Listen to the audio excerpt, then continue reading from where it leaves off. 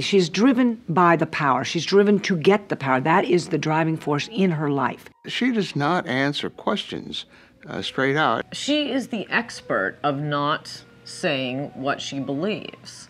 She will run on attacking Republicans and being the first woman president. And oh, isn't that amazing? Oh, it's a woman. She can walk and talk.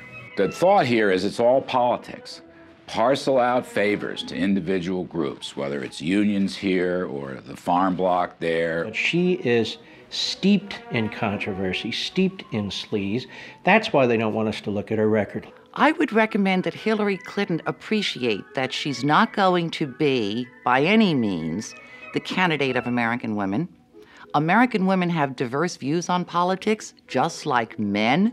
At the core of almost every one of the investigations we did for 8 years, where there were problems, and I mean major problems with the Clinton administration, she was at the core of them. It's part of the Clinton method, which is say what you need to say at any given moment and rely on the lack of memory of the American public and the support of the mainstream media to support that lack of memory. Well, the 20-year plan really is that the Clintons share power. One would be president 8 years, and one would be president another 8 years, over a span of 20 years, with a little Republican in between, perhaps. So in essence, what happened is that Bill and Hillary, in their mid-20s, before they ever took their marital vows, they took their political vow. You know, a lot of people ask me, do we have to go through all these old Clinton scandals again? Well, I have good news for you. You don't, because you can look at the new ones, because Hillary Clinton scandals are a gift that keeps on giving.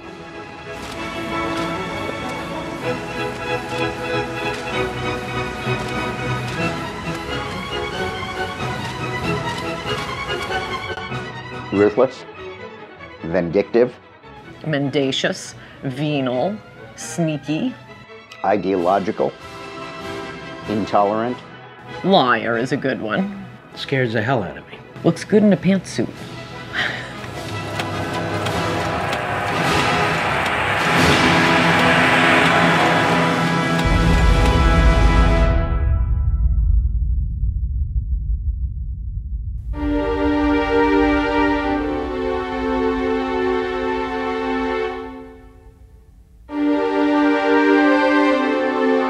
I announced today that I'm forming a presidential exploratory committee.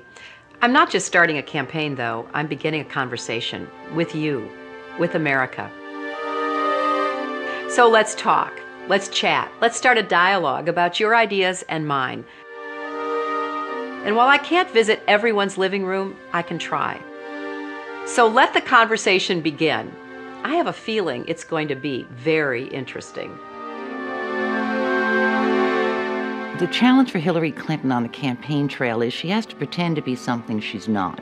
She's far more liberal than she's going to want to let on. That means you have to be very controlled. You can't be too spontaneous. You're pretending to be something. And I think that's going to be a potential problem for her on a couple of grounds. It's inauthentic, and people spot that.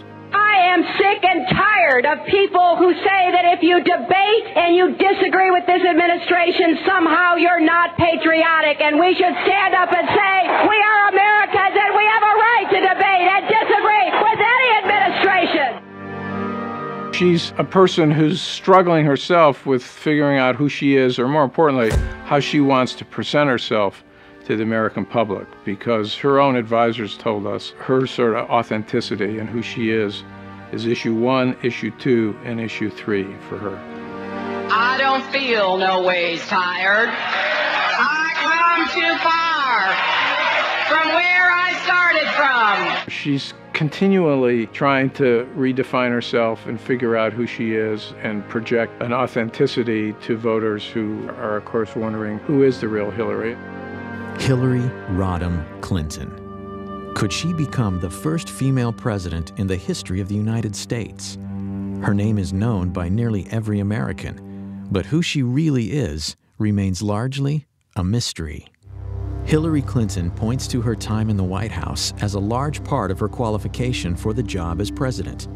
But most of the news media has conveniently forgotten that her time as First Lady was mired in controversy. The core of the controversy is how truthful Mrs. Clinton has been in answering questions, sometimes under oath, about Whitewater and other matters. She was the first First Lady to come under criminal investigation. In both Little Rock and Washington, D.C., she was plagued by numerous scandals.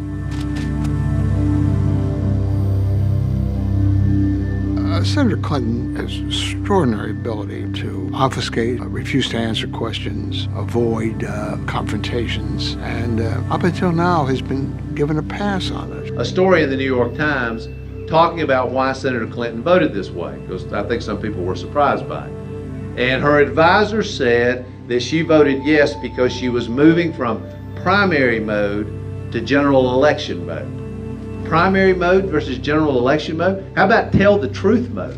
How about we say the same thing in the primary that we say in the general election? We know that Hillary's an insecure person. Secure people don't lie. They don't lie inveterately the way she does.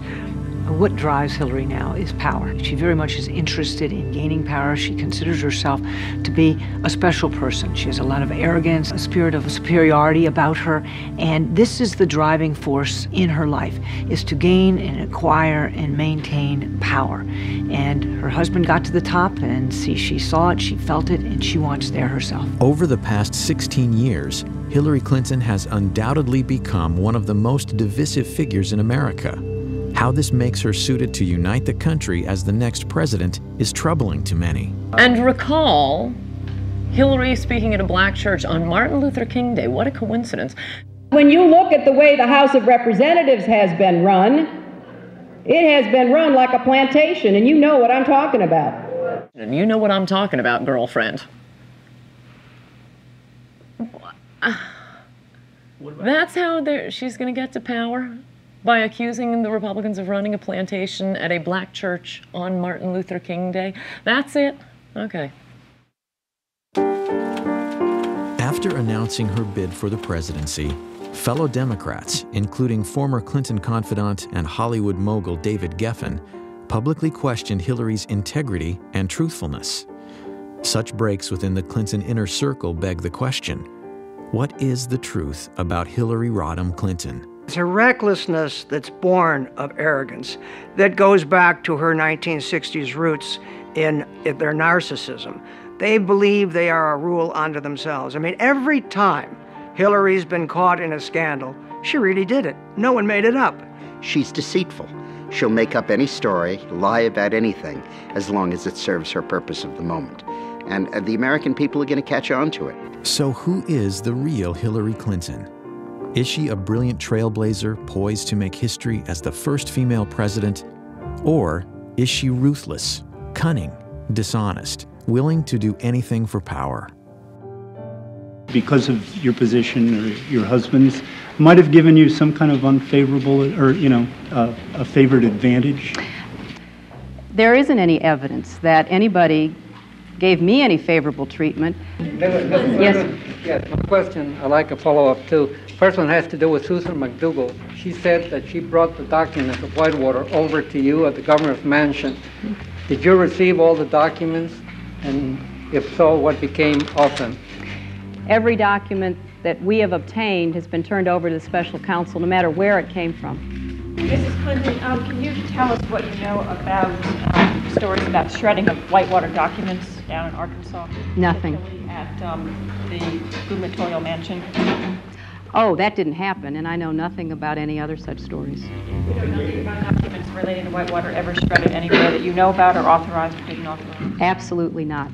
When you look at all the skullduggery in the Clinton administration, all roads lead back to Hillary. It also tells us something about the character of the American media. I mean, they carry these people. A Republican with those numbers of character flaws, with that sort of behavioral problem and psychopathic psychology, could not run or be elected to dog catcher if it were a Republican. The politics of personal destruction was a phrase popularized by the Clintons in the 90s to describe the attacks by what Hillary called the vast right-wing conspiracy.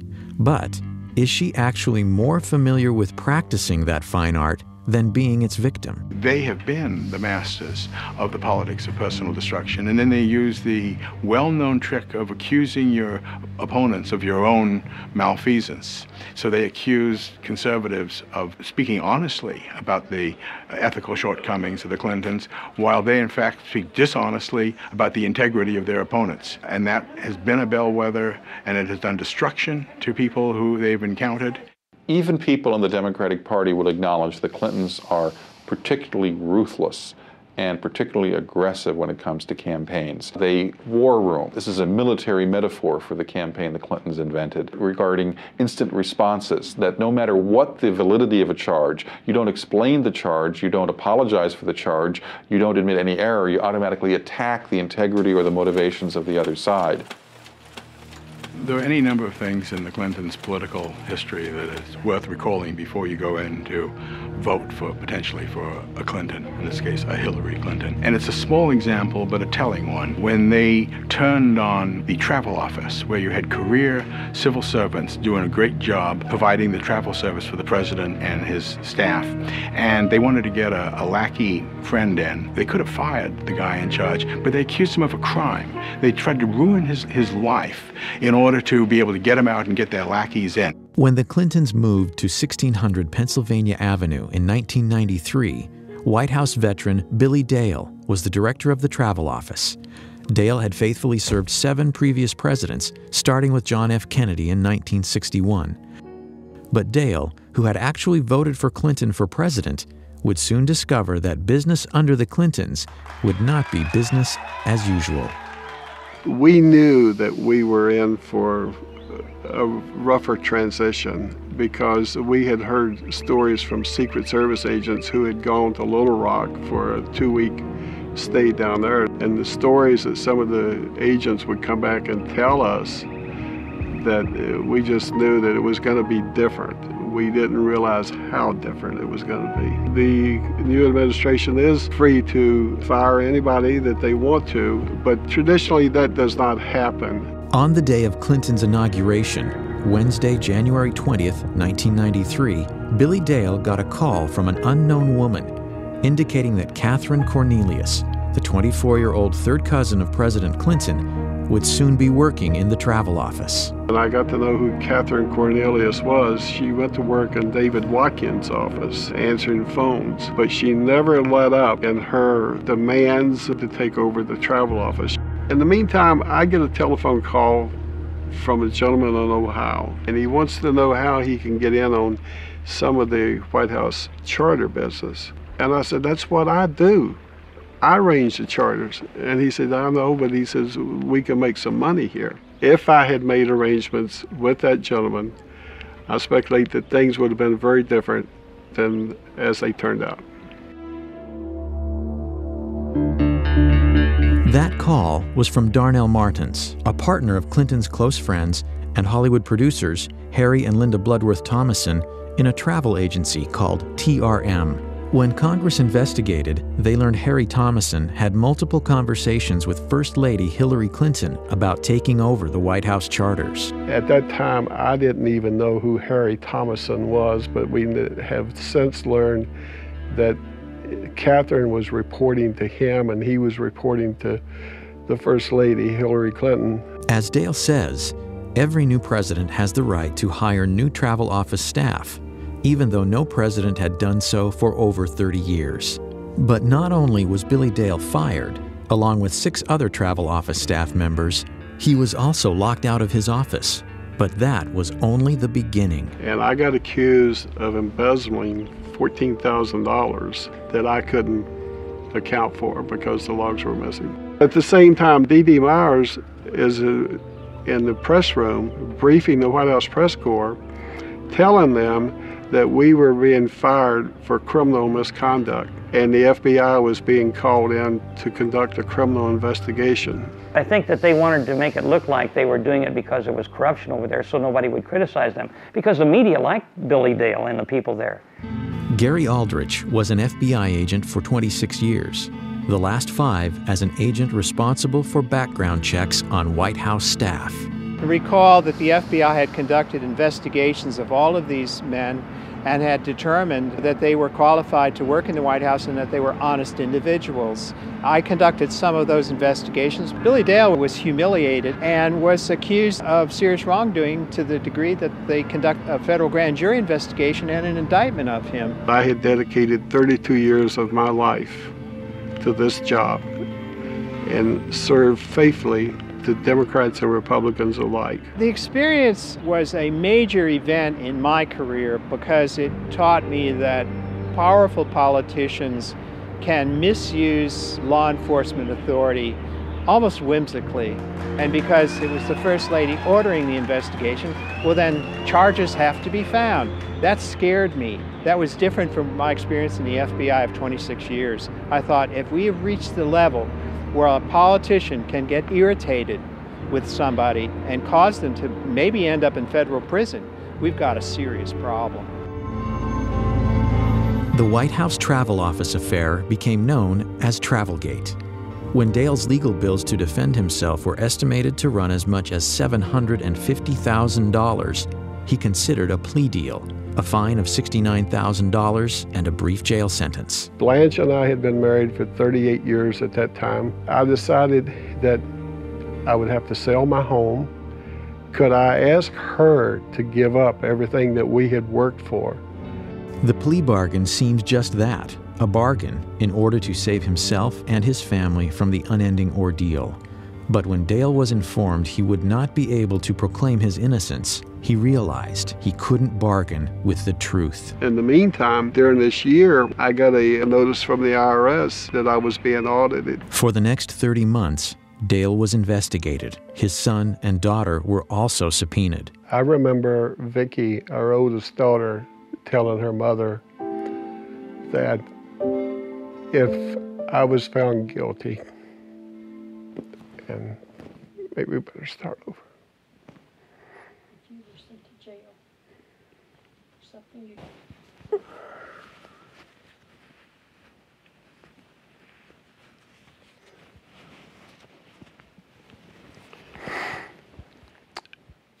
I remember during my trial, Vicki, my oldest daughter, telling her mother that if I was found guilty and had to go to jail for something that I did not do, that she didn't know if she could live in this country any longer, when the government would be responsible for doing something like that to her father.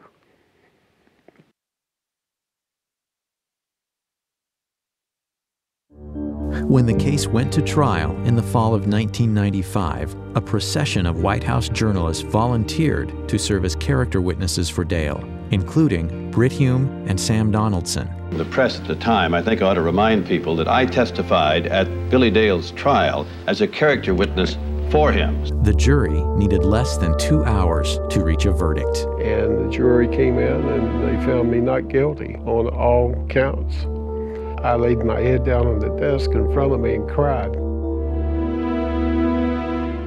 Ultimately, the Office of the Independent Counsel's final report on the Travel Office firings found that Mrs. Clinton's sworn testimony was factually inaccurate. Hillary Clinton was more powerful as a first lady than any first lady that had been in the White House that I knew of.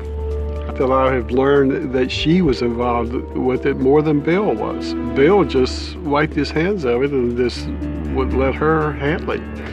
That's an example of the cynicism and the ruthlessness of the Clintons. And at the time, I think a lot of people thought that Hillary had at least as much to do with that as Bill did. What she did to the Travel Office, I mean, in a way, that is the most illustrative scandal because it was such an Evita Peron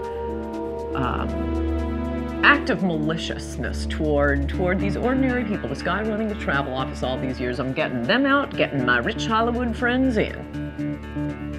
It's not even the most illegal thing they did, but it is the most contemptible thing they did.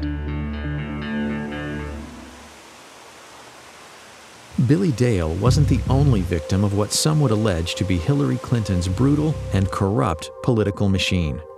I would say the most important thing I would study is her conduct as First Lady, not as Senator. And her lack of sensitivity to civil liberties, of privacy, using the Internal Revenue Service, her hostility to opponents, her hardness, her meanness. The Clinton administration, almost from its first day, started using the IRS as a threat.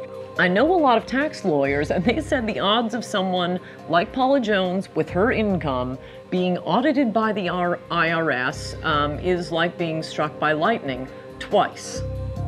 Others would claim that using the IRS to harass political enemies was a Clinton White House specialty, one reminiscent of the strong arm of Richard Nixon. They're both very smart, very politically ruthless, very hardworking, great work habits. Some of them not complimentary, very cynical, willing to do things that are beyond the pale of proper conduct. Proper conduct would not include using private investigators to intimidate. Those allegations come from several women involved with Bill Clinton, including Jennifer Flowers, Elizabeth Ward Grayson, Paula Jones, and Kathleen Willey. The scare tactics, being followed, being audited by the IRS, their homes broken into. I mean, where does it end? Clinton supporter and campaign worker Kathleen Willey was a White House volunteer who alleges that President Clinton sexually assaulted her during a meeting in the private study off the Oval Office in November of 1993. I kept thinking to myself, what in the hell is he doing? That's what I kept thinking, and which sounds silly at the time, but I was getting embarrassed for him. If that's just, this is just not proper. You have to remember, this was at the time when there was a lot of speculation about his womanizing, and I was the loyal Democrat, and I would not allow myself to believe that that was true. I just thought it was all just rumor. Willey believes that Hillary Clinton was well aware of the tactics used by the Clinton White House to intimidate perceived enemies. Willey says 2 days before she was set to testify against President Clinton in the Paula Jones sexual harassment case, a stranger confronted her. We passed, and he stopped, and he said, "Hey, Kathleen, did you ever find your cat?" And then he said, rather ominously, "Yeah, that bullseye was a really nice cat." And that's what I thought, that something else was going on here. He stood back and he said, "You're just not getting the message, are you?" The Clinton attack machine immediately targeted Willey. However, there are corroborating witnesses. Jared Stern, a former Marine, later told congressional investigators he was hired to investigate Kathleen Willey during a clandestine nighttime meeting. It was late at night. He called me, asked me to meet him here in this parking garage. I met him, said he had something very important to discuss. I talked to him about it, discussed the tasking, and then I left to carry it out. Stern declines to discuss what he was hired to do. But Stern has admitted he was so uneasy about it that he called Willey, using an alias. I made a telephone call to Miss Willey. I left a message on her answering service indicating that I'd try again the next day. And he left a message for me saying, "Be careful, that there were people out to get me."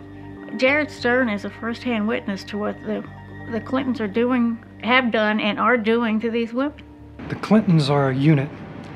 They share a zeal for power and a willingness to engage in any and all threat-neutralizing strategies. Legality be damned. No one will ever say what happened to Kathleen Willey was an anomaly. That MO can be seen throughout the Clintons' political lives. It is consistent. Willey says her car was vandalized, her house broken into, and a cat's skull was left on her porch. Today, she still lives in fear. And I don't understand how any woman in this country could vote for a woman who does that to other people, who sets out to destroy and ruin these women who have crossed paths with Bill Clinton. They're power hungry. They stop at nothing. They stop at nothing. If you put me to work for you, I'll work to lift people up, not push them down. I finally parted company with Hillary Clinton when I saw how she was using private detectives to investigate the women who were linked to her husband. Not to change him, not to reform him, not to make him a better person, but to cow the women into silence so that he could get elected president. I do not want that woman controlling the IRS or the DEA or the NSA or the FBI or the CIA. Not in a democracy, I don't. I mean, think of what it says about Hillary Clinton, that she was willing to put up with his open philandering, with anything in a skirt who wanders before his eyesight, all for the power. At least with Bill Clinton, he was just, good time Charlie. Hillary's got an agenda, and she's willing to put up with that to be president of the United States. She's got a to-do list when she gets to the White House. Hillary Clinton's Machiavellian behavior, her tendency to manipulate, deceive, and destroy for personal gain, is nothing new. This woman, now a hero to feminists, gained much of her power during the Clinton presidency from her ability to deal with her husband's infidelities. Bill was always heavily involved in the policies of his administration, but he left chasing down his women and silencing them, pursuing the scandals and lying about them, escaping culpability for any of the things in their past, to Hillary. She was his Nixon. She was his evil equivalent. She was the one who made sure that nothing got to him because she was so good at it. And she was.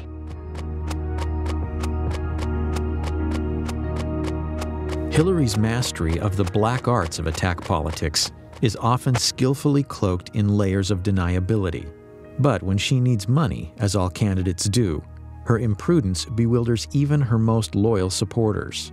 The pattern is a familiar one.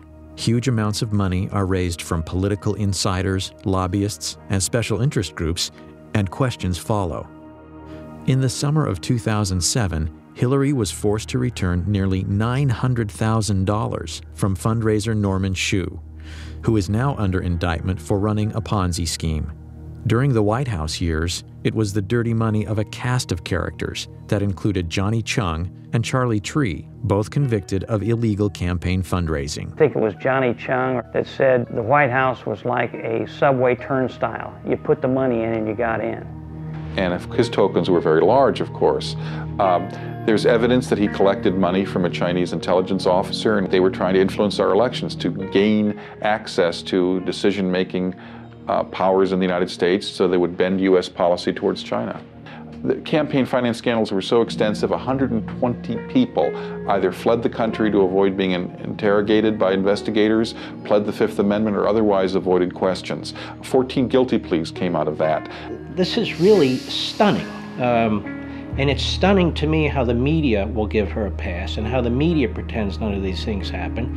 And they accept the Hillary operatives line, which is, well, that's old news, everybody knows about it, let's move on. Okay, we move on. Now they're laundering money through Chinese dishwashers in Chinatown in New York. I'm a little surprised somebody in the campaign didn't flag that down and say, dishwashers, maximum contribution, or $1,000. Let's look into that a little bit. The Los Angeles Times looked into it and found that they couldn't find something like a third of these Chinatown contributors, and that they found other people who said they had no idea that they had made contributions. It looks like a clear case that somebody committed fundraising law violations, and the Clinton campaign at the least did not do due diligence to try and track that down. One case in particular highlights Hillary's hypocrisy and startling recklessness when it comes to raising illegal campaign contributions. Though most of the news media has ignored it, Hillary was directly involved in what has been called the biggest campaign finance fraud in the history of the United States. It is a story with all the elements of a bestseller: cash, cons, and Hollywood stars. And it was all caught on tape.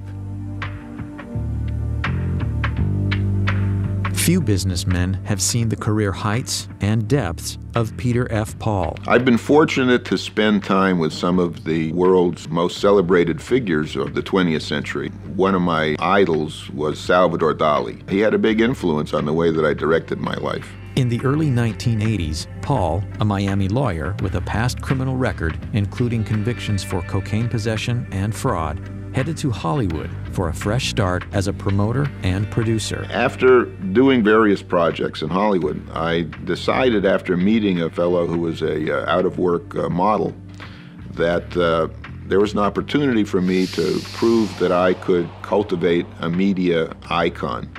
Within 18 months, I had him on the cover of People magazine. Ultimately, it led to my first meeting with the Clintons, with Hillary Clinton, actually.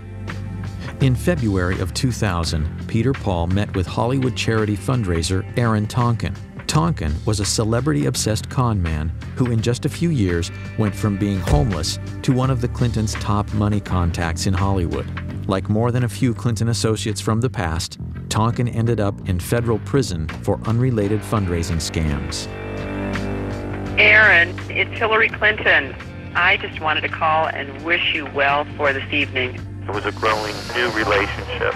I don't know where it ultimately would lead, but I suppose not in a good place because all the people that I met around them, that I dealt with in different events, have all gone to prison. And these are very close people, mainly to the president. Through Tonkin's connections to the Clintons came an interesting offer.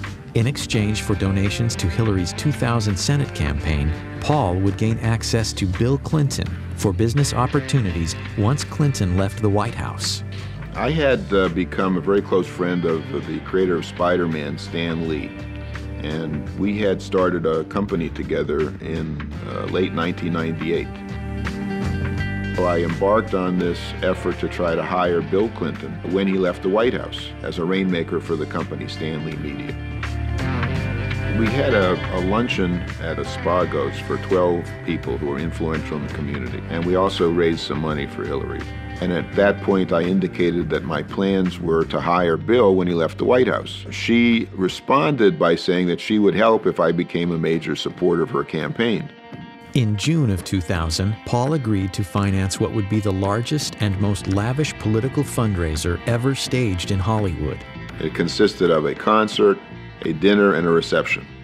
In my office on July 17th, I got a phone call from Hillary Clinton. Paul, who had a habit of videotaping many of his encounters with Hollywood or DC power players, says this tape is evidence of 2 criminal offenses committed by Senator Hillary Clinton. The tape seems to indicate Clinton's participation in the planning of the event, violating federal election statutes. I think that whatever it is you're doing, is it okay that I thank you? I think it's tremendous. No, you know what? We're having a good time trying to help out. Well, I'm very appreciative. It sounds fabulous. I got a full report from Kelly today when Hillary says she's not sure about what she can or cannot say, is she admitting that her input on the event could be illegal? I think that whatever it is you're doing, is it okay that I thank you? Hillary Clinton refers to Kelly. Kelly is Kelly Craighead, Hillary's senior staff assistant at the White House. Hillary's confirmation that she had been fully briefed on my progress and that she would be involved on a personal basis whenever needed, committing a violation of the federal election law. I know I talked with Chair, and she was just great. Just said, she really was excited, and I hadn't talked to her, so you had to have really done a good job selling it to her. And her reference to Cher being induced to contribute her singing services, all of them colluded to hide this from every investigation. All of the expenses that I paid for entertainment and costs of various fundraisers for Hillary were never legally reported. But what I discovered was because Hillary was involved directly, personally, and indirectly through her agent, Kelly Craighead, in conceiving the event, in soliciting the money to pay for the event, and then coordinating the expenditures for the event, clearly the two of them were violating federal law.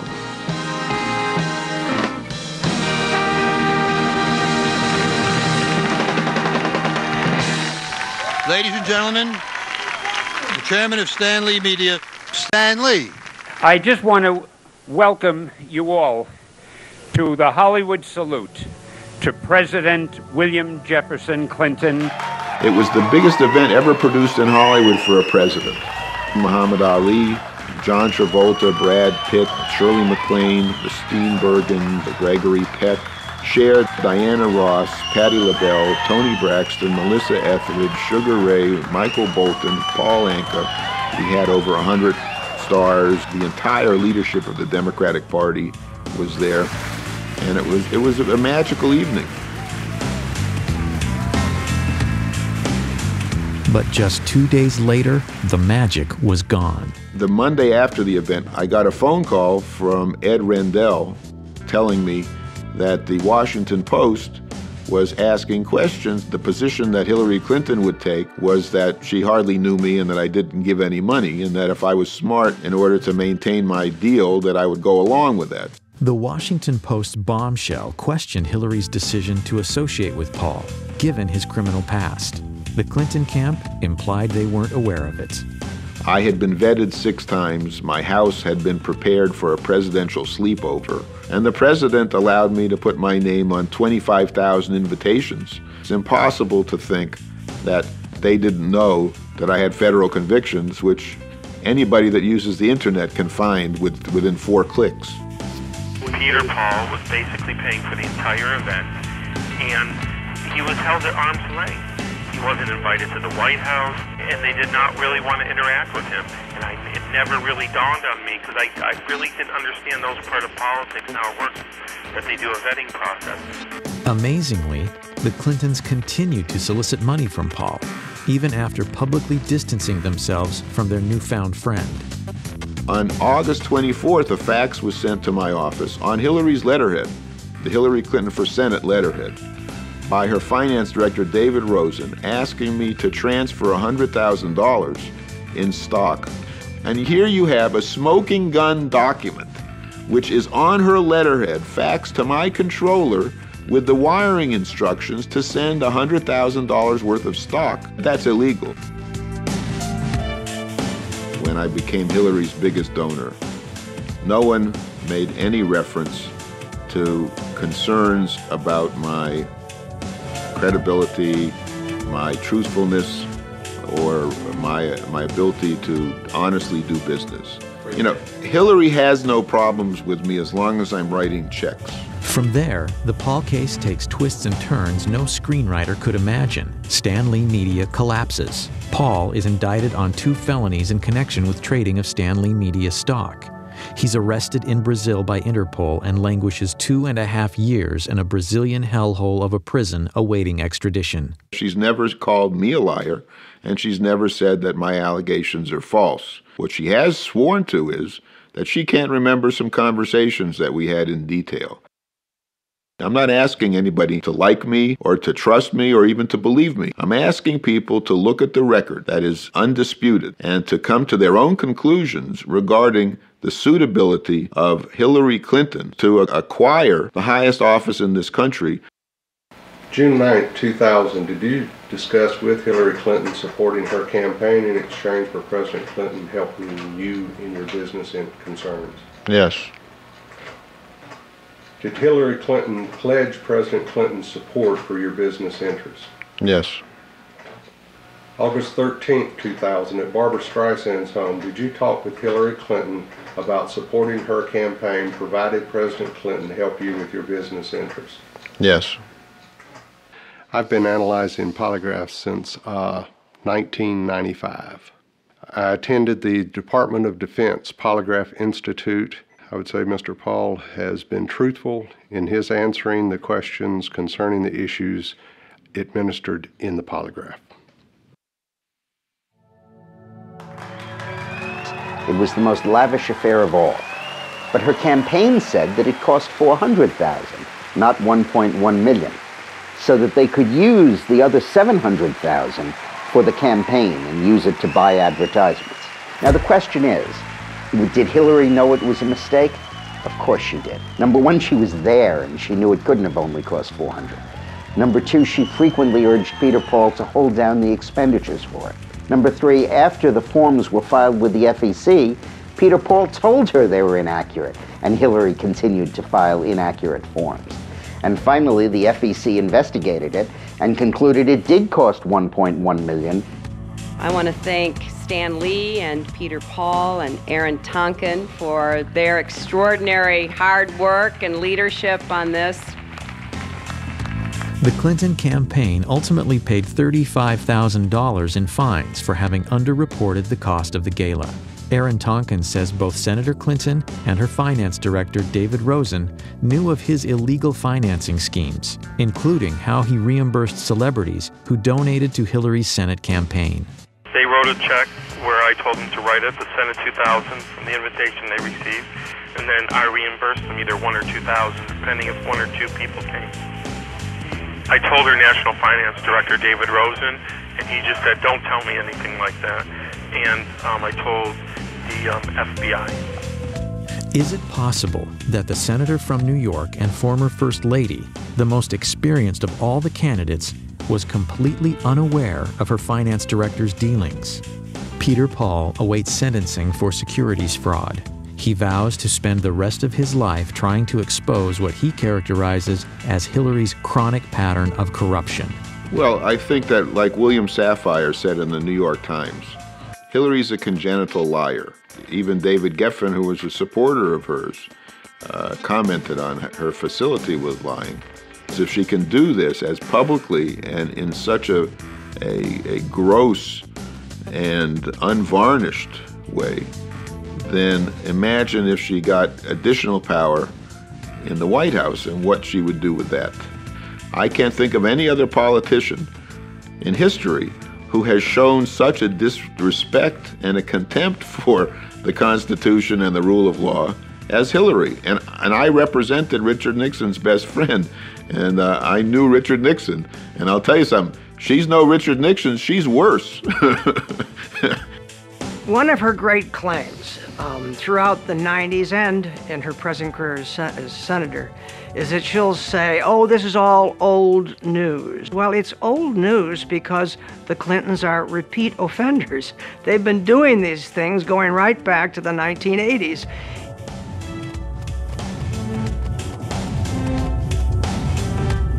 As a senator, Hillary Clinton has basically done nothing of note. She's not been a leader in national security. She's not been a leader on economic issues. She's not been a leader on anything. Is Hillary really the most qualified to hit the ground running if elected president? After all, she was First Lady for 8 years and now a senator from New York. Referring to her opponents, she said, quote, "There is one job we can't afford on-the-job training for. That is the job of our next president." First Lady ever to be the first woman from the state of New York, Hillary Rodham Clinton. Hillary says we should elect her president because of her tremendous accomplishments in the United States Senate. Well, she's passed roughly 20 bills. Let me tell you what some of them were.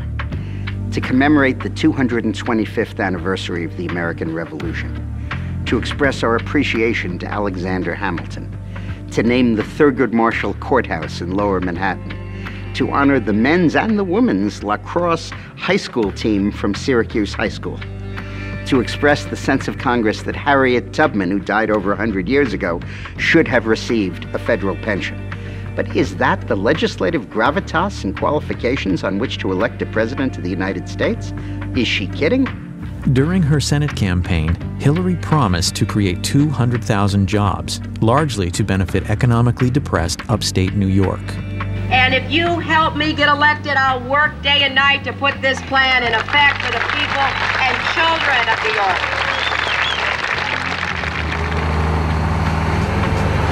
I'm Marshall Brown. I'm the owner-operator of GMB Farm. I grew up here with my father, but we sold out in 1985, and I started back up in 1987. I milked cows every day of my life for 20 years.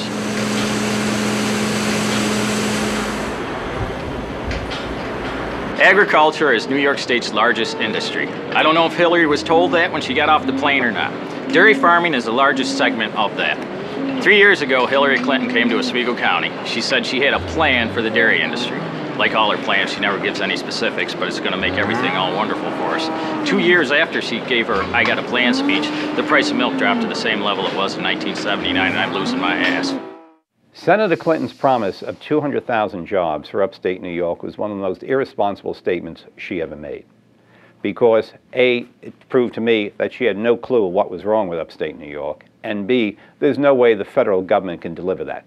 Should she have made the promise? Oh, sure. That's what politicians do. That's what God put them on the earth to do, is make promises they can't keep. I don't fault her for making the promise. I fault her for making bad votes in the Senate against the very tax cuts that would have helped the state of New York. No, the Bush tax cuts were the only hope upstate New York had of competing, and if New York State wasn't so burdened by heavy taxes, heavy unionism, heavy regulatory red tape, upstate New York would be doing dramatically better. Because I do have a plan. I have an economic plan for upstate New York to try to make sure that we keep our young people here, that they can have jobs in this area, they can stay and raise their children. Between 2000 and 2006, over 1 million New Yorkers moved out of the state for economic or financial reasons. Today, in the upstate town of Clinton, New York, many of Hillary's constituents aren't pleased with their senator. Well, we certainly would like more support from her in this area. I think every business would like to see more economic support. I think that she's just a typical politician. Whatever the surveys show she should be doing, she's doing. She tends to spend most of her time downstate. That's where the votes are primarily, and sometimes we feel forgotten up here. She cares more about her consumers, her food stamps, her welfare programs than she does the American farmer that's producing the food. When the American farmer is eligible for food stamps, there's a problem. Which I am. As a presidential candidate, Hillary has made other promises that may also prove difficult to keep. My plan does not create a single new government department, agency, or bureaucracy. It is not a government takeover of health care. It is a public-private partnership that provides more choices. Her sweeping health care reform proposal comes with a price tag of nearly $110 billion per year. Anne is going to pay more. You are going to pay more. People with jobs will pay more. That's why she's so popular with women with needs, but not so popular with women with jobs. Hillary's first effort to socialize health care came in 1993 during her husband's first term. Widely perceived as a disaster, many say it provoked the Republican Revolution. I mean, certainly you have to ask whether or not she's learned a lot from that experience. It was a failure. She knows it was a failure. It was a very embarrassing failure for her. Where have you seen the government make anything more efficient and less costly and more effective by its presence? Where have you seen that? As I've said on many occasions, I still have the scars to show from what we tried to do back in the first 2 years of Bill's administration. The effort to kill Hillary Care was really good common American sense. Americans know a bad fish when they smelled one. Everything Hillary wants for America is what Canada does for all of its people, any one of whom that has $5 extra in their pocket comes across the border to the United States for health care services. I think it's worth remembering, after her health care fiasco, the Clinton team put us aside. They gave her ceremonial duties thereafter. She was more like a Pat Nixon than she was like an Eleanor Roosevelt from mid-94 onward, because Bill Clinton's professionals recognized she'd made a hash of the one big policy she'd been given. She was essentially out of the White House in 95, 96. And I know because I was there most of that time. She was visiting China. She went to 70 foreign countries. She wrote a best-selling book, did book signings. Then when the Lewinsky scandal broke, she came back to Washington, and in 98 and 99 led the effort to keep her husband in office, and in 99 and 2000 spent her time running for the Senate in New York. Many Americans believe our healthcare system needs improvement. But what is Hillary's solution? Hillary is really the closest thing we have in America to a European socialist. She really believes that government should vastly expand its efforts in the areas of healthcare and education, and she wants to increase taxes to do it, from 33% as it is now, up into the mid-40s and high 40s as it is in France and Germany. I'm going to take $10 billion away from a lot of these industries, starting with money from the HMOs that are getting too much out of Medicare, starting with the no-bid contracts for Halliburton, starting with the defense industry that needs to be pared down and reined in. I've been very clear about that. And as she talks on the campaign trail, her purpose of government, as she sees it, is to remold society for the common good. The common good in this case means government. It means Washington. She wants government to be in control. She wants government to direct the economy. The other day, the oil companies reported the highest profits in the history of the world. I want to take those profits and I want to put them into a strategic energy fund. She expects to use the government to become extremely involved with the lives of the people in this country because government knows best. So when she talks about nationalizing health care, she's not kidding. She's been at this now for 10 years. She wants to take over the health care system. What might Hillary's healthcare plan look like? Welcome to Yuma, Arizona. In my practice, about 70% of the care is paid for by Medicare, federal government, and another 20% is paid for by the state. So essentially, we're a very socialized medical community here. But with so much free health care available from the state and federal government, abuses are inevitable. One of my favorites is a patient of mine who was actually a drug runner. His books didn't tally, and to teach him a lesson, they blew a hole in his foot with a shotgun down in Mexico. Well, he went to the closest medical hospital in Mexico where medical care was free, and they were going to amputate his foot. So he hopped up to the border, literally, and at that point demanded an ambulance, which by our emergency medical laws we have to supply. So we got an ambulance to him, we brought him to our emergency room. I asked him, I said, let me guess, this guy's insured, right? And my friend said, oh, actually, he has Medicare. This guy's been wanted for years on 4 federal warrants. We're giving him his Social Security check every 2 weeks. Critics say Hillary's healthcare overhaul is not unlike what citizens of Canada or the UK now experience. Yes, much of it is free, but is there a catch? The waiting lists get longer and longer. You can wait 6 months to see a specialist. That's socialism. When you're standing in a line, waiting and waiting, that's socialism. I'm thrilled that universal health care is back on the national agenda. You know, as we remember back in '93 and '94, we tried to come forward with the plan. We weren't successful. I have the scars to show for that experience. Medicine should be between one physician and the patient, not between an army of bureaucrats and the patient. If people give their health to the government, what does the government not control? The federal government from 3,000 miles away is not your doctor. Hillary's health care is one of the few Clinton campaign platforms that contains specifics. But on other issues important to Americans, what does she believe?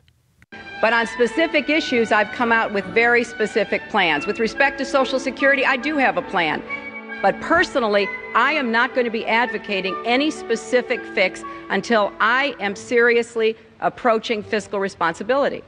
Do you, the New York Senator Hillary Clinton, support the New York governor's plan to give illegal immigrants a driver's license? I did not say that it should be done, but I certainly recognize why Governor Spitzer is trying to do it. No. You said yes. No. You thought it made sense to do it. No, I didn't, Chris. It makes a lot of sense. What is the governor supposed to do? Do I think this is the best thing for any governor to do? No.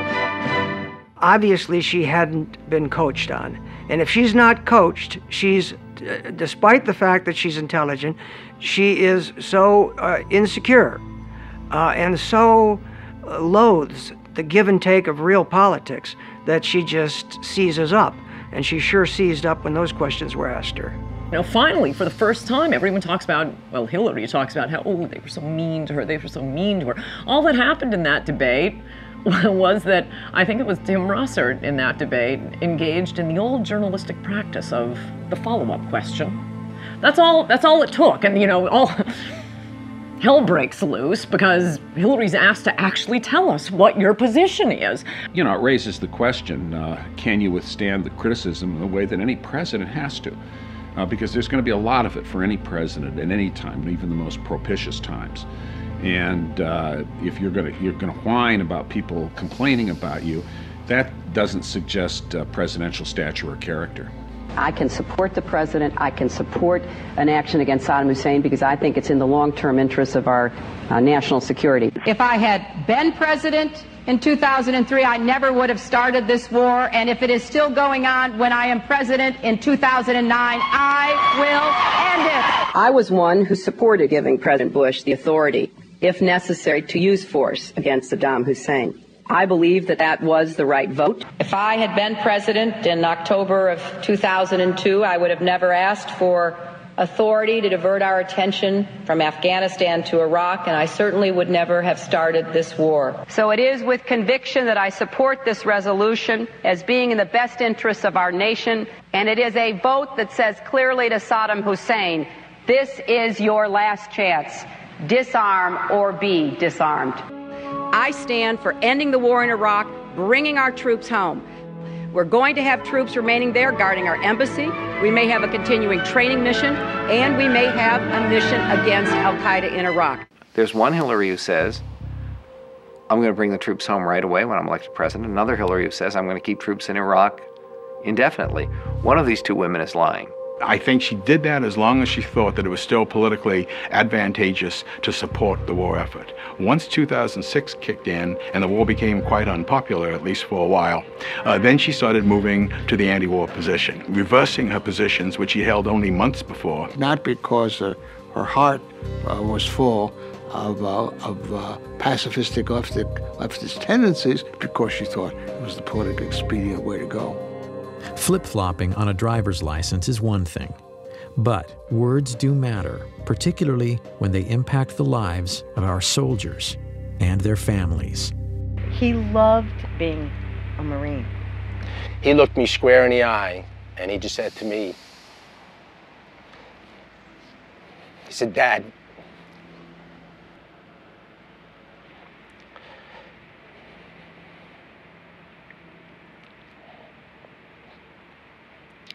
he said, Dad, what could be better, what could be more honorable than to serve your country?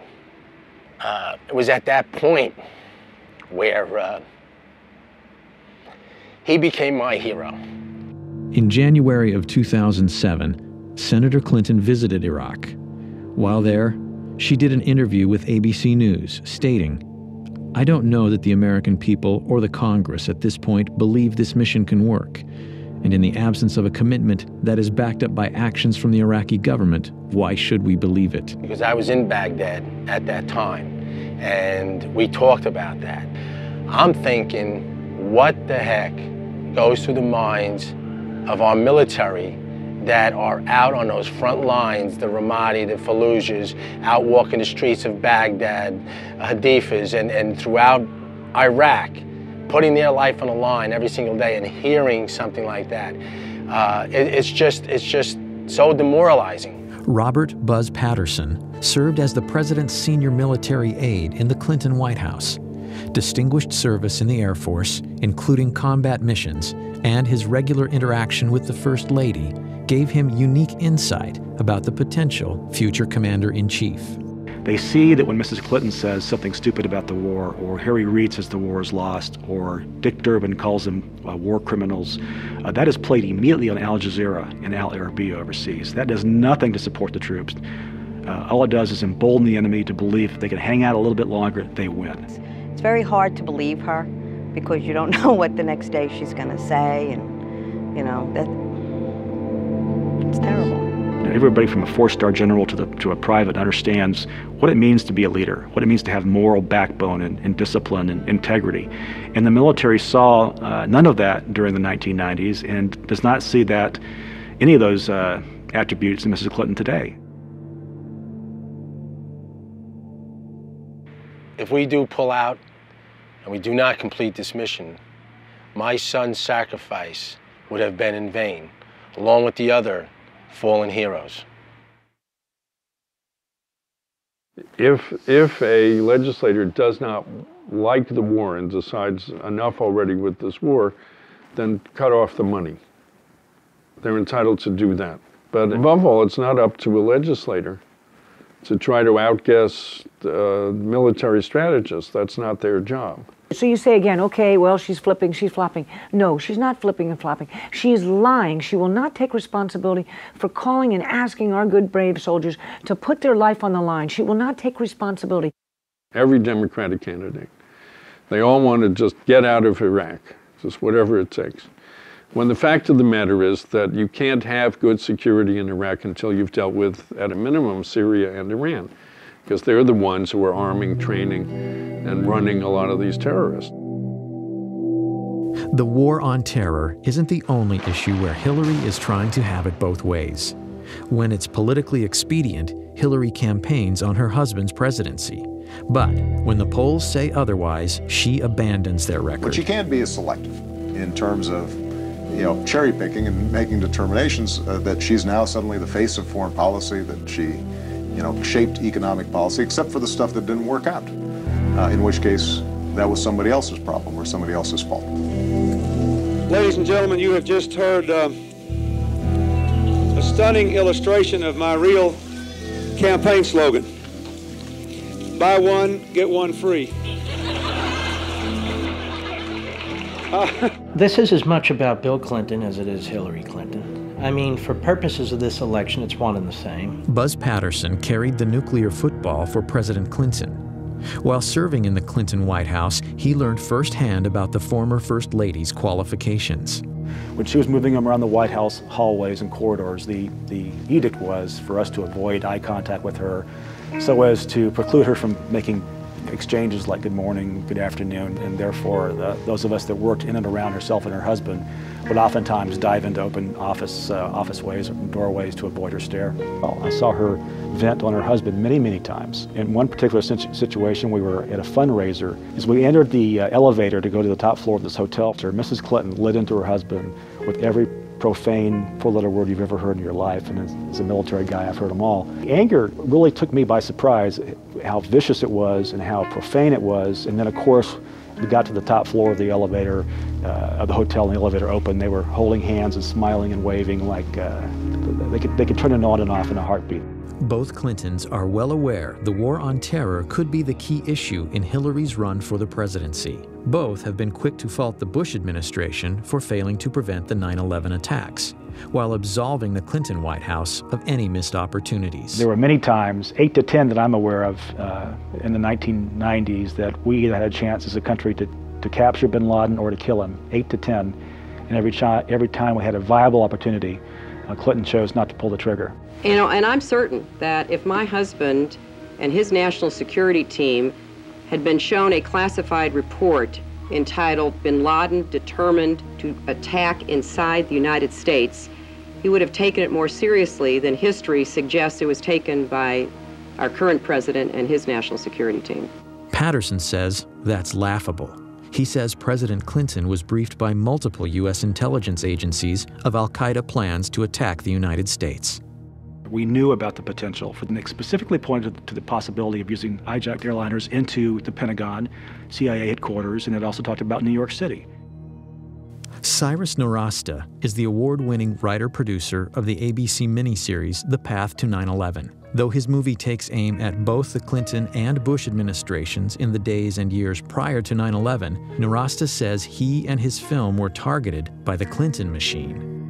There was a huge coordinated campaign to discredit the movie and me and get Disney ABC to pull or recut the movie. In the weeks just prior to air, Nowrasteh's home address and email were posted on various pro-Clinton websites. I got death threats at my house, I got hate mail, and they set about basically trying to destroy us and stop this thing from airing. Intimidation included 5 senators, led by Harry Reid, sending a letter to Disney ABC threatening to revoke their station licenses if they didn't pull or recut the movie. You gotta understand, these phone calls, the threats on the internet, these bloggers, all of these people out there, none of them had seen the movie. This was all political spin, and it was generated by ex-President Clinton from his offices in Harlem, where he met with all of these bloggers to specifically discuss countermeasures against the ABC broadcast, The Path to 9/11, and how they could get it pulled from the air. Disney ended up cutting about 3 minutes from the over 5 hours of the broadcast. So I'm going to show that to you now. They have the compound surrounded, they know where bin Laden is, Mr. Berger, is this something and what they need to do is coordinate with Washington, so they're on satellite phone communication with Sandy Berger, Richard Clark, George Tenet, et al. From Washington to basically get the final green light to go ahead with this operation. Our people are in place. Now, it's been confirmed that Osama bin Laden is in the building on the site. You are the National Security Advisor. Can't you give the order? Look, George, if you feel confident, you can present your recommendation to the president yourself. So if it all goes bad, it comes down on my head, like Janet Reno in Waco. The buck stops down the hall.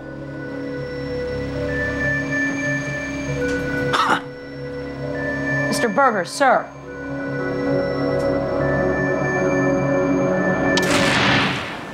Unbelievable. Did they abort us? Yes. It's shocking that ABC would bow down to Bill Clinton on the path to 9/11. It's shocking that Bill Clinton would ask. You can't imagine Walter Mondale doing that. I don't even think you could imagine Jimmy Carter doing that. President Clinton has said he never got that close to getting Osama bin Laden. But national security experts have said on the record that the path to 9/11 was accurate. The path to 9/11 got it right. That's why they were upset. We exposed the hot button truth that they've been trying to bury for years. The $40 million project was a ratings smash with nearly 28 million viewers. It later received 7 Emmy nominations. But if you want to catch The Path to 9/11 on DVD, you can't. ABC Disney won't release it. Why would they pass up millions of dollars in DVD revenue? I think the initial attacks were really about President Clinton's legacy. However, now, a year later, with the DVD being suppressed, I think it has become about Hillary's run for the White House. All I can say is what the exec at ABC told me, which is if Hillary wasn't running, this wouldn't be a problem. Hi, Mr. Berger. How are you doing? Hello, everybody.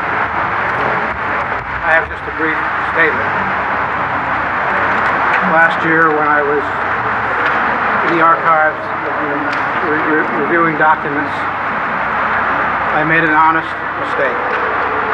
It is one that I deeply regret. Former Clinton National Security Advisor Sandy Berger pled guilty to stealing and destroying highly classified documents from the National Archives and lying to investigators. I might say it seems Sandy walked out of the National Archives with some PBDs in his BVDs and some classified docs in his socks. I was surprised and astonished when I learned that he had taken documents out of the National Archives, stuffed them in his socks. I have written that the only reason Berger might have done this was at the behest of Bill Clinton or someone of similar stature who wanted information or, single copies of unique copies removed from the archives. The papers reportedly revealed Clinton's response regarding the Millennium Bomb plot and Sudan's offer to turn over bin Laden in 1996. But because Sandy Berger destroyed these critical secret documents, the American people may never know the truth about these events or the Clinton administration and 9/11. The documents that he stole pertain specifically to the sequence in the miniseries that they were upset about. I believe they are criminally guilty of distorting history. There was a smoking gun in there in terms of what the Clinton administration knew about bin Laden. Sandy Berger had a mission. That mission was to go in and clean up history, clean up mistakes, destroy any evidence of error or culpability to actions that led to 9/11. He accomplished that. He basically paved the way for her to move forward and give Bill a free pass. I mean, it's that simple. Sandy Berger was fined, lost his security clearance for 3 years, and was disgraced, especially in Washington. But he has resurfaced. Reportedly, Berger is now an advisor to the presidential campaign of Hillary Rodham Clinton. It's either that he's really good at foreign policy, which I doubt, or he knows something, or they owe him. And I think that's what it is. Do I think he should be advising Hillary Clinton? I think he's a perfect candidate to advise Hillary Clinton. He's sleazy, he broke the law, he will do her bidding. He should be her chief of staff, as a matter of fact. Hillary is tough on terror as long as it's popular. But once again, the real Hillary Clinton remains a mystery. We went through all the speeches that were posted on her website, some 200 of them, and there's no speech that's about counterterrorism or talks about the threat to the homeland. Whatever Mrs. Clinton took away from the 9/11 experience is now slipping away. Or perhaps she never meant it in the first place. But as far as I know, Senator Clinton simply has not wanted to discuss with clarity and certainly with the kind of authority you would expect from a now senior member of the Senate Armed Services Committee, that we are at war with a totalitarian ideology.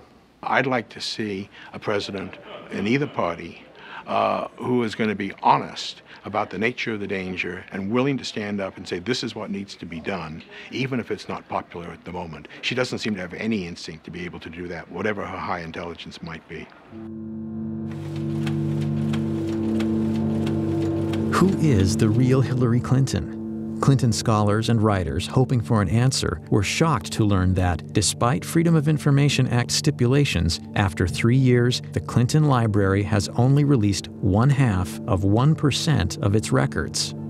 This is the mentality of a tyranny, and yet the media treats this as if it's no big deal. It is a very, very big deal.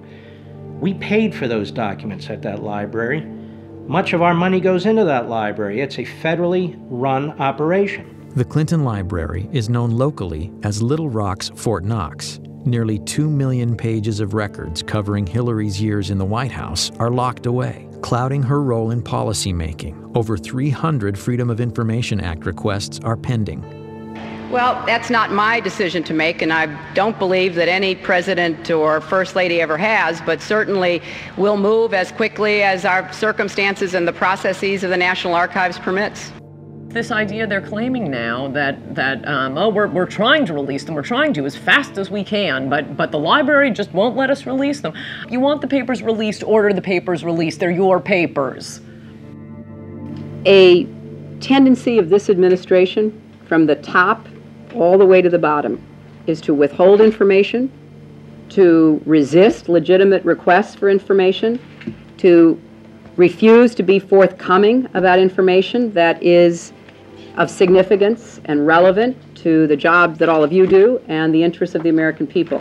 I think the American people have a right to as much of the public record as possible about Hillary Clinton.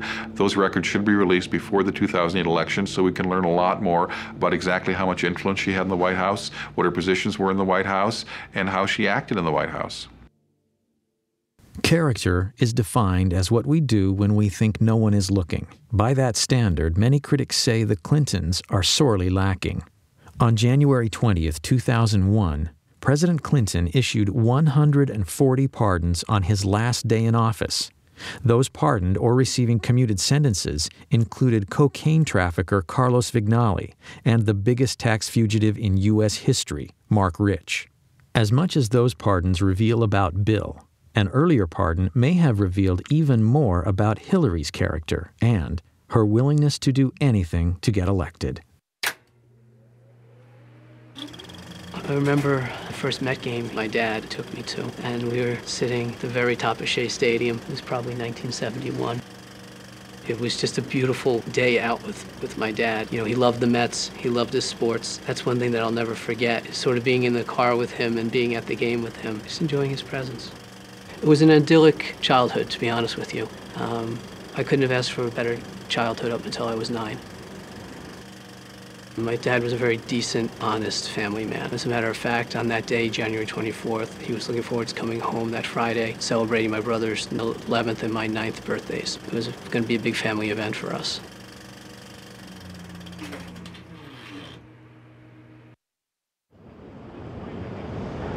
Fraunces Tavern has an extraordinary place in American history. It's where the Sons of Liberty met. It's where George Washington bid farewell to his officers at the end of the Revolutionary War. And it's also the place where Frank Connor, my father, was murdered in 1975. On January 24th, 1975, I was working as surveillance on the west side of Manhattan, and the sirens started to go off. Just an endless stream of fire trucks, police vehicles going down to the southern end of Manhattan. A short time later, turning on a radio, easy to find out that there had been a bombing at Francis Tavern. Nobody dreamt that this was a daytime bombing of a restaurant in New York City in the United States of America, because it simply was not the sort of thing that happened in America. The senseless bombing had been perpetrated by what was arguably the most active terrorist organization in U.S. history, the FALN. But in 1975, the FALN was a newly formed, previously unheard of organization that through deadly violence advocated complete independence for Puerto Rico. I kept hoping and thinking that maybe he's under rubble trying to get through and there's a mistake. It really didn't happen, that he was okay. My mom says now that all she wanted to do was run. She wanted to run out the door and keep running. I remember I was a little tiny 9-year-old, and I was one of the guys that picked me up, and I was sort of punching him in the back, not knowing how to react to something like that.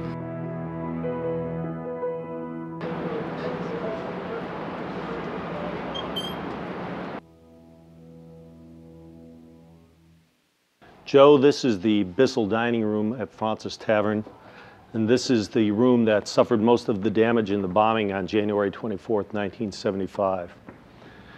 The bomb was placed actually just on the opposite side of these doors. Waiters and some of the other witnesses remember seeing somebody come through this door carrying a large duffel bag. He looked around the room. One of the waiters was about to approach him and tell him that he had to leave when he stepped back out. Apparently left the bomb outside. This was a typical FALN device. It was a quantity of dynamite, included propane tanks, which was one of their trademarks in building their bombs in the early days, and a simple timer, a wristwatch altered to serve as a timer to set off the device. So he knew when he placed it that essentially the people that he had seen were going to feel the impact of it. Absolutely. He knew that he was committing mass murder, no question about it. Where would my dad have been sitting in relation to this table? I believe your dad was sitting at the end of the table here, Joe, and would have been one of the first people hit by the blast of the bomb.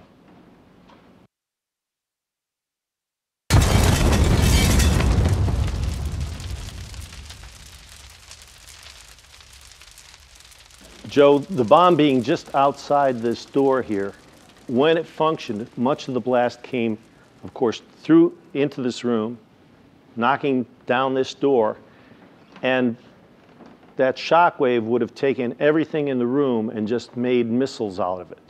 So you have victims that have pieces of glassware, pieces of silverware pushed into their bodies as a result of the blast.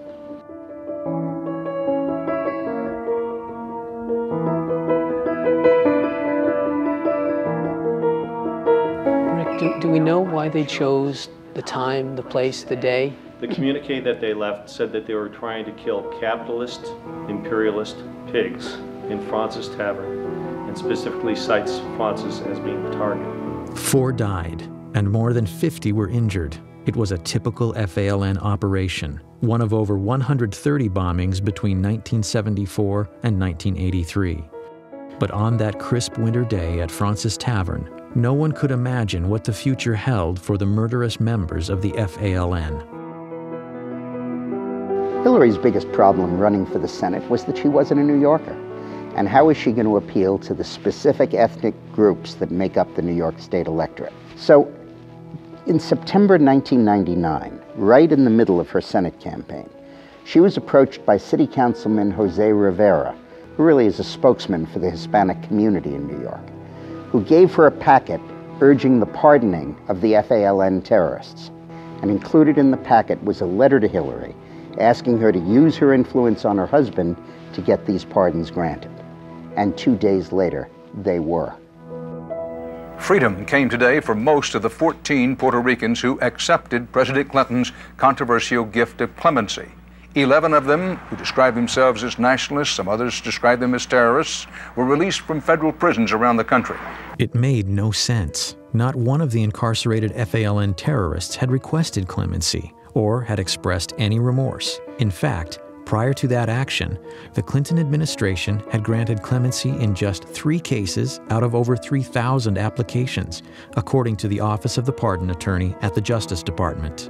It was putting a political agenda of the Clintons above my father's life. Sandy Berger appeared on television a day or two after the pardons were granted, or after the clemency was granted, and stated that these people were not personally involved in violence. That's simply not the fact. In this case, these people were convicted of planting 36 bombs in Chicago. If that's nonviolence, then Mr. Berger's dictionary is a little bit different than mine is. The Department of Justice received a memo from the FBI saying that under no circumstances should these people be released. The President of the United States, who had access to all this information, ignored the facts of the matter.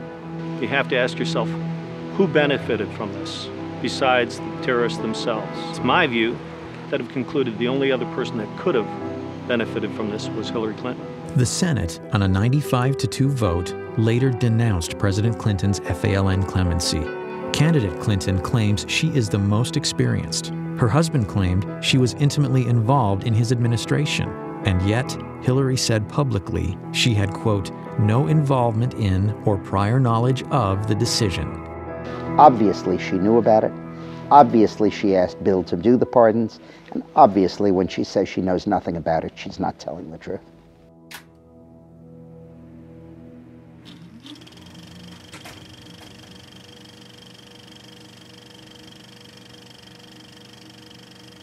How dare they? My father was a decent, honest family man. And he was being forgotten or used as a political pawn by those people who didn't have his decency, didn't have his family values, and wasn't the kind of man that my father was. We've had only 2 father-son presidencies in the history of our nation. We may be on the verge of the first husband and wife commander-in-chiefs.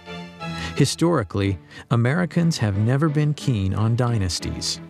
So it's worth remembering that a vote for Hillary is a vote to continue 20 years of a Bush or a Clinton in the White House.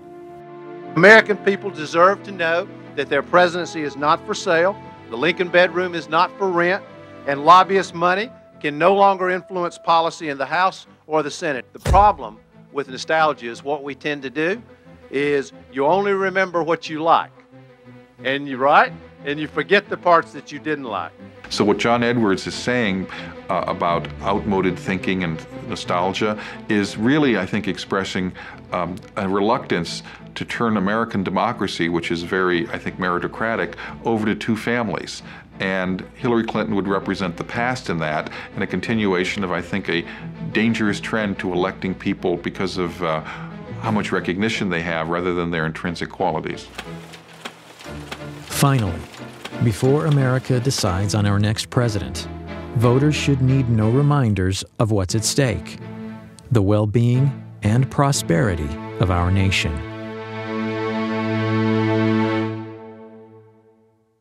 We uncovered a radio show that Eleanor Roosevelt, her heroine, did in 1934. Eleanor Roosevelt was asked during the show, when will a woman become president? Her answer, when a majority of the American people have trust and confidence in the integrity of her. And that's the challenge that Hillary faces. It's been said, and I agree with it, that this is the most personal political choice that Americans make. We're very interested in their personality traits, their person that they could trust, that they would like. That's where I think Hillary Clinton as a candidate has great defects. She's not accountable. She'll never be accountable personally for anything that she does. And her personality is such that she believes that the end justifies the means, no matter what those means are. If she weren't married to Bill Clinton, what is there that she has accomplished in her life that would lead you to believe that she should become the most powerful person in the country?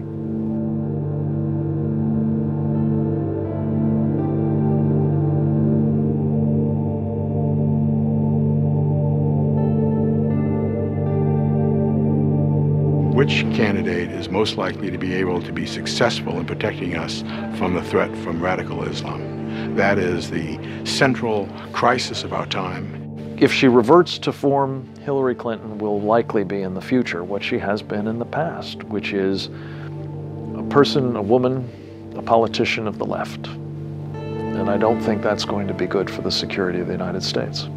She can't favor English as the official language of government, has said she can't favor it. 85% of the American people favor English as the official language of government. I think there are a number of big issues where you'd have a very clear contrast. She favors liberal judges. 91% of the American people favor the right to say one nation under God. The bigger this campaign is, the bigger the choice is, the more trouble she's in. What will be important, though, and this is some baggage she has to deal with, is the idea of a co-presidency, the idea that Bill Clinton will be back in the White House. Because I think when he left the White House, people had had enough. I can't imagine that Americans want to go back to the 90s and the country being dragged into this ugly, dysfunctional family drama. I certainly don't see Hillary Clinton as someone who can unify the country. President Bush didn't. I don't think she would either.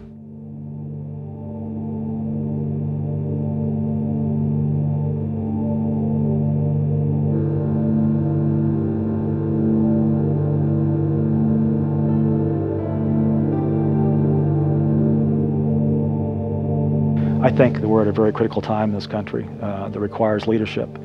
And I can tell you, beyond a shadow of a doubt, that Hillary Clinton I know is not equipped, not qualified to be our commander-in-chief. This vote comes down to one thing: liberty. Do you believe in liberty or don't you? Economic liberty, free speech, protecting our borders, protecting our country from terrorism. The issue is liberty. You know, on January 20th, 2009, someone will stand on the steps of the Capitol and raise his or her hand to take the oath of office